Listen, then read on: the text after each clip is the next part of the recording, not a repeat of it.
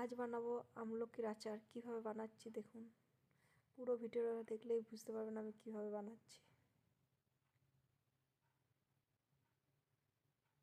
কেটে রাখা আমলকিগুলো জল দিয়ে সিদ্ধ করছি, তাতে একটু নুন দেব। সিদ্ধ হওয়ার পরে কিছুক্ষণের জন্য জলটা ঝরতে দেবেন। গুড়, তেলটা গরম করে পাঁচফোড়ন দিলাম, শুকনো লঙ্কা, পাঁচফোড়ন দিয়ে আমলকিটা একটু ভালো করে ভেজে নেব।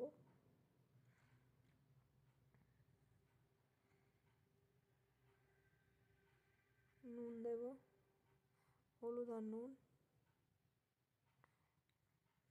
আমলকিটা একটু ভালো করে ভেজে নেব।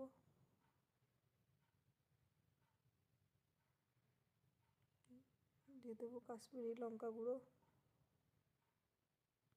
দিয়ে কিছুক্ষণ পর লাড়ার পরে গুড় দিয়ে দেবো।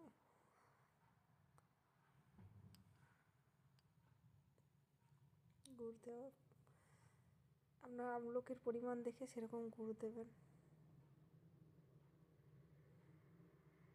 দেখুন আমলকিটা গুড়ের সাথে সিদ্ধ হচ্ছে, কিন্তু প্রেসারে খুব একটা সিদ্ধ করবেন না, একটা সিটি পড়লেই বন্ধ করে দেবেন।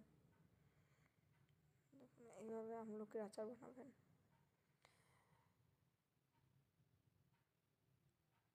মশলা বানিয়েছি দেখুন, পরের ভিডিওতে বলে দেবো কী কী মশলা দিয়েছিলাম।